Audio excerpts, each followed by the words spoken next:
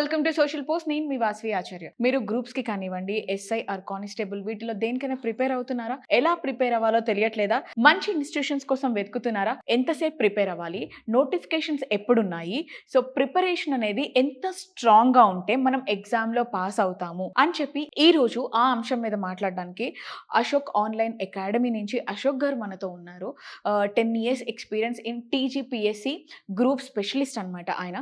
Sir అడిగి మీకున్న doubts అన్ని క్లారిఫై చేస్తాను. సో సార్కి వెల్కమ్ చేద్దామా? సార్, మరి అంతకనం అవకాశాలు లేవు, నోటిఫికేషన్స్ లేవు, ఉద్యోగాలు కూడా తక్కువగా ఉన్నాయని తెలిసినా సరే ఈ కానిస్టేబుల్ కానివ్వండి, ఎస్ఐ కానివ్వండి, ఈ గ్రూప్స్ 1, 2, 3, 4 ఏవైతే ఉన్నాయో ఎందుకు విద్యార్థులు ఎక్కువగా ప్రిపేర్ అవ్వడానికి కానివ్వండి, అప్లై చేయడానికి కానీ, ఆ ఉద్యోగాలు చేయడానికి ఎక్కువగా ఇంట్రెస్ట్ చూపిస్తున్నారంటారు? ఎందుకంటే ఇవాళ ప్రైవేట్ రంగంలో తెలంగాణ విద్యార్థులు కానీ బయట విద్యార్థులు కానీ డిగ్రీ స్థాయిలో బీటెక్ స్థాయిలో వాళ్ళ స్కిల్స్ అనేవి నేర్చుకోవడం లేదు. ఎలాంటి స్కిల్స్ ఉండట్లేదు వాళ్ళ దగ్గర.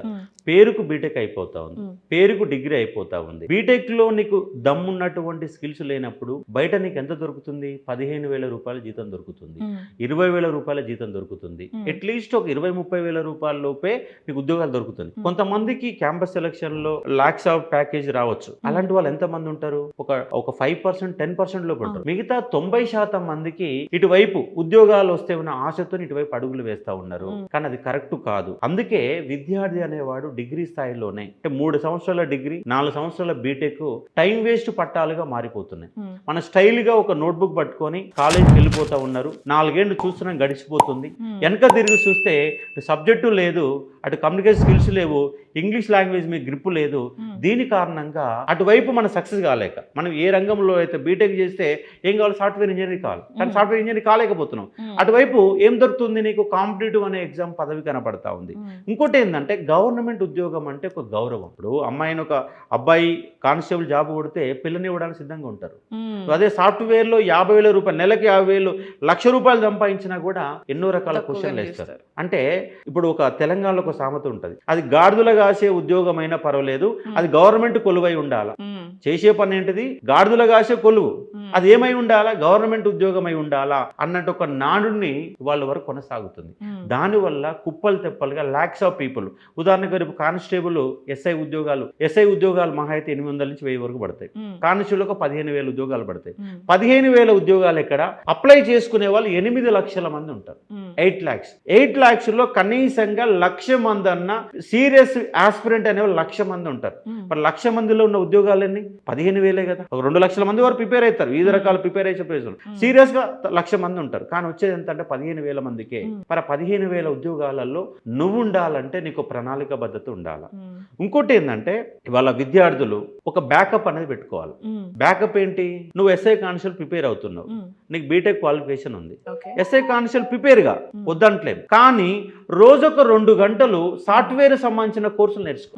ఒకవేళ రేపు నీ కానిస్టేబుల్ ఎస్ఐ ఉద్యోగం కనుక రాలేదనుకోండి, అవసరమైన సాఫ్ట్వేర్ లో కూడా నిలదొక్కునే దమ్ము ఉండాలి.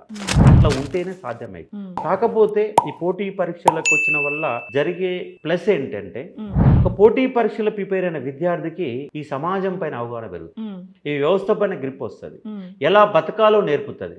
రేపు నువ్వు సొంతంగా ఏమైనా బిజినెస్ స్టార్ట్ చేసినా, చివరికి ఒక చిన్న టీ దుకాణం పెట్టుకున్నా, కొత్తగా టీ దుకాణం పెట్టి నిలబడడానికి అవకాశం ఉంటుంది. అందుకే ఈ కాంపిటేటివ్ ఎగ్జామ్ లో ప్రిపేర్ అయినంత మాత్రాన నీకు నష్టం జరుగుతుందనేది తప్పుడు వాదన. చాలా మంది ఏంటంటే ఉద్యోగాలు చాలా తక్కువ ఉన్నాయి, నీకు ఉద్యోగం రాదు, ఏం చేస్తావు అనే ఒక క్వశ్చన్ ఇస్తారు.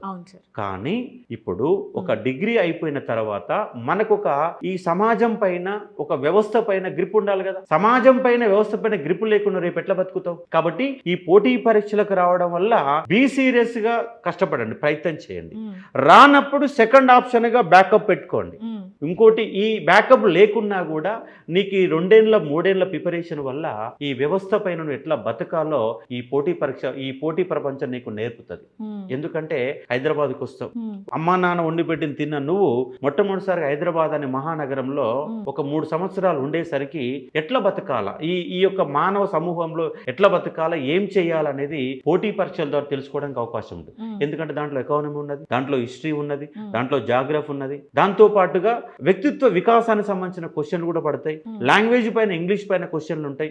ఇవన్నిటి వల్ల పోటీ పరీక్షలకు వచ్చి వదిలిపెట్టి పోయిన తర్వాత కూడా నీ కాళ్ళ మీద నీవు నిలబడడానికి పోటీ పరీక్షలు అనేవి ఎప్పుడు కూడా ఉపయోగపడతాయి. ఉదాహరణకు ఒక వ్యక్తి సివిల్స్ ప్రిపేర్ అయ్యాడు, 4-5 ఏళ్ళు ప్రిపేర్ అయ్యాడు, సివిల్స్ జాబ్ రాలేదు, కానీ తర్వాత ఏ సాఫ్ట్వేర్ ఉద్యోగం కనుక చేస్తే అతను ఏమవుతాడు సార్ అంటే టీమ్ లీడర్ అవుతాడు. ఎందుకంటే ఆ ప్రిపరేషన్ అంతా, ఆ అనుభవం అంతా ఇక్కడ ఉపయోగపడడానికి అవకాశం ఉంటుంది. కానీ ఇక్కడ నేను ఏమంటున్నంటే విద్యార్థులు అనేవాళ్ళు పోటీ పరీక్షలకు వస్తున్నారు, కానీ సీరియస్నెస్ ఉండడం లేదు. వాళ్ళ ఫోన్ అనే ప్రపంచం విద్యార్థిని నాశనం చేస్తుంది. రీల్స్లలో, యూట్యూబ్లలో పనికిరాని చెత్తను మొత్తం చూసే ప్రయత్నం చేస్తున్నారు. ఆ చెత్తను పక్కన పెట్టి నీకు అవసరం ఏంటి, నీకు ఏ పుస్తకం కావాలి, ఏం చదివితే నీకు ఉద్యోగం వస్తున్నటువంటి జ్ఞానాన్ని నేర్చుకునే ప్రయత్నం చేయాలి, నిరంతరం తపన చేయాలి. రోజుకు 24 గంటల టైం ఉంటే రోజుకు 8 గంటల పాటు కుర్చీ మీద లేవకుండా కూర్చునే సత్తాన్ని, దమ్ముని ఏర్పాటు చేసుకుంటే నువ్వు జీవితంలో సక్సెస్ అవుతావు. ఒకవేళ వస్తే గవర్నమెంట్ ఉద్యోగం వస్తుంది, రాకపోయినా నీ కాళ్ళ మీద నిలబడడానికి అవకాశాలు మాత్రం ఖచ్చితంగా ఉంటాయని స్పష్టంగా చెప్పదలుచుకున్నాను.